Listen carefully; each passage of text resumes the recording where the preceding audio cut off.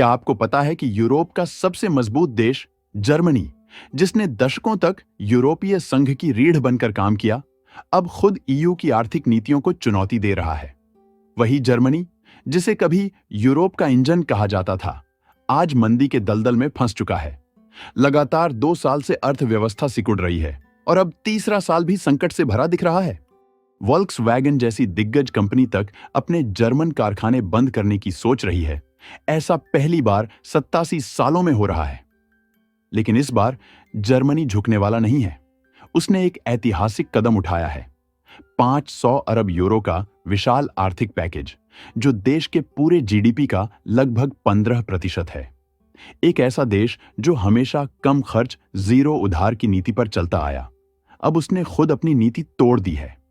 एक ऐसा फैसला जो न सिर्फ अपनी अर्थव्यवस्था को, बल्कि पूरे यूरोपीय संघ की सोच को बदल सकता है।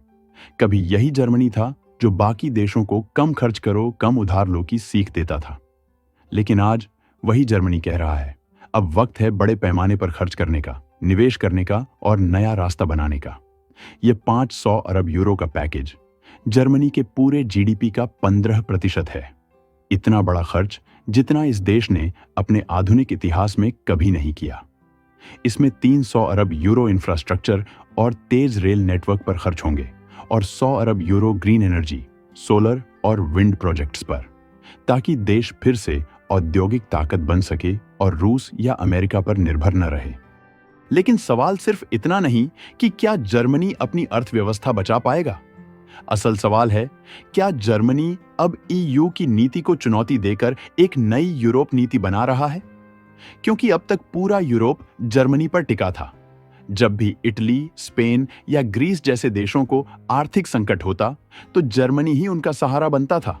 लेकिन अब जब जर्मनी खुद उधार लेकर खर्च कर रहा है, तो सवाल उठता है, अगर जर्मनी खुद कर्ज में जाएगा तो बाकी यूरोप का क्या होगा? ईयू के नेताओं को डर है कि जर्मनी का यह कदम बाकी देशों को भी उधार लेकर खर्च करने के लिए प्रेरित करेगा, जिससे पूरा यूरोपीय सिस्टम हिल सकता है। लेकिन जर्मनी का कहना है, अगर हम वही पुराने रास्ते चलते रहे तो पूरा यूरोप पीछे रह जाएगा। यह जर्मनी का आर्थिक विद्रोह है, जहां वह ईयू के पुराने वित्तीय नियमों को तोड़कर राज्य नेतृत्व वाले विकास मॉडल की तरफ लौट रहा है। वही अब मारियो द्राघी ने एक चौंकाने वाली चेतावनी जारी की है, जिसने पूरे यूरोप को हिला दिया है। उन्होंने साफ कहा है कि यूरोपीय संघ ईयू अब अपनी प्रतिस्पर्धात्मकता और भविष्य की ताकत खोता जा रहा है। कभी दुनिया की सबसे मजबूत अर्थव्यवस्था माने जाने वाला यूरोप अब धीरे धीरे पीछे सरकता दिख रहा है। द्राघी के मुताबिक उन्हें पिछले साल यूरोपियन कमीशन की ओर से 383 आर्थिक सुधारों के सुझाव दिए गए थे। लेकिन हैरानी की बात यह है कि उनमें से सिर्फ 11.2% सुझावों को ही लागू किया गया। इसका मतलब साफ है, यूरोपीय संघ की मशीनरी अब धीमी, कमजोर और असहाय होती जा रही है। उन्होंने चेतावनी भरे लहजे में कहा, हमारी वृद्धि मॉडल फीकी पड़ रही है, हमारी कमजोरियां बढ़ रही हैं। यह बयान सिर्फ एक चेतावनी नहीं, बल्कि एक सच्चाई की ओर इशारा है कि ईयू अब न तो अपनी इंडस्ट्रीज को वैश्विक प्रतिस्पर्धा में टिकाए रख पा रहा है, न ही अपने नागरिकों के आर्थिक भविष्य को सुरक्षित कर पा रहा है। सबसे चौंकाने वाली बात यह है कि 2025 की दूसरी तिमाही में यूरोप की आर्थिक गति अमेरिका की तुलना में 8 गुना धीमी रही है। द्राघी का कहना है कि अगर यूरोपीय संघ ने अब भी पुराने ढर्रे पर काम करना जारी रखा, तो आने वाले सालों में ईयू का आर्थिक और राजनीतिक प्रभाव दोनों ही बुरी तरह गिर सकते हैं।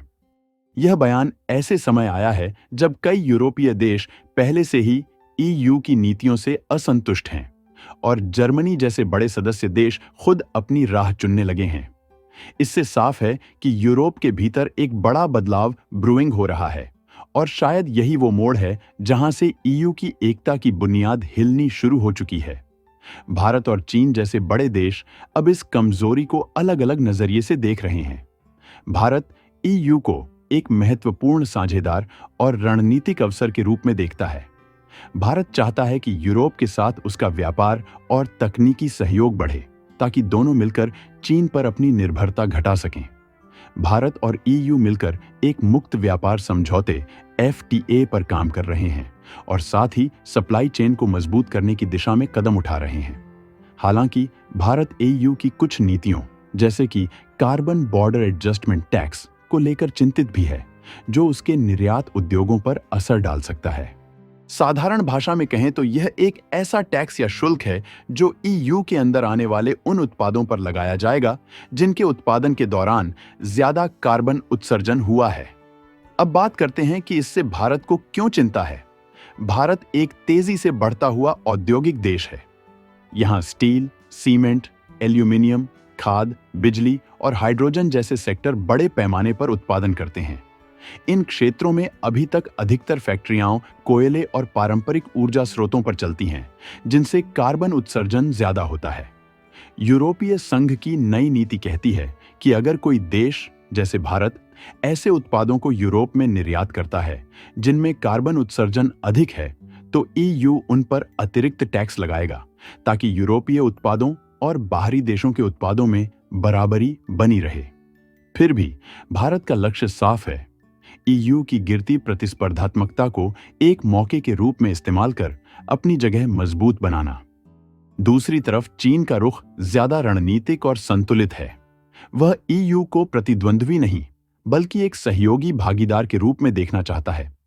चीन का मानना है कि ईयू के साथ रिश्तों को स्थिर बनाए रखना दोनों के लिए फायदेमंद होगा, खासकर ऐसे समय में जब अमेरिका और पश्चिमी गठबंधन आर्थिक और तकनीकी क्षेत्रों में नई सीमाएं तय कर रहे हैं। हालांकि ईयू चीन को सिस्टमिक प्रतियोगी कहता है और उसके निवेशों पर निगरानी बढ़ा रहा है, फिर भी चीन खुले तौर पर कह रहा है कि वह सहयोग को प्रतिस्पर्धा से ऊपर रखेगा।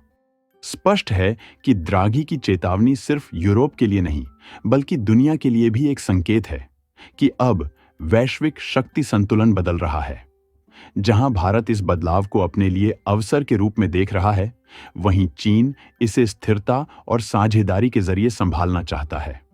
और इस बीच यूरोप एक ऐसे मोड़ पर खड़ा है जहां उसे तय करना होगा, क्या वह अपनी पुरानी नीति और धीमी रफ्तार में फंसा रहेगा या फिर दुनिया के साथ कदम मिलाकर एक नई शुरुआत करेगा।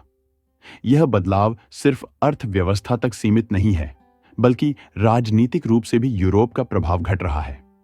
रूस यूक्रेन युद्ध के बाद ईयू ने जो प्रतिबंध लगाए उससे रूस तो नहीं झुका बल्कि यूरोप खुद ऊर्जा संकट में फंस गया।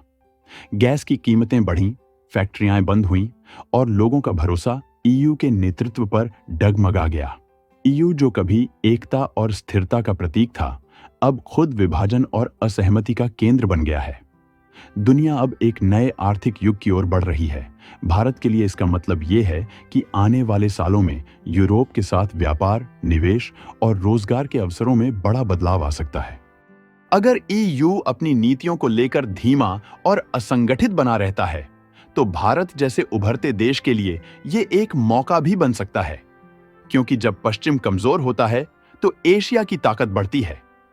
चीन पहले ही यूरोप के मार्केट में आक्रामक रूप से घुस चुका है और भारत अब अपनी रणनीति को मजबूत बनाकर इस स्थिति का फायदा उठा सकता है। इस मुद्दे पर आने वाले दिनों में और भी महत्वपूर्ण घटनाएं हो सकती हैं।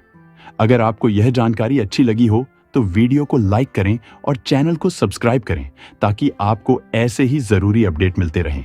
धन्यवाद।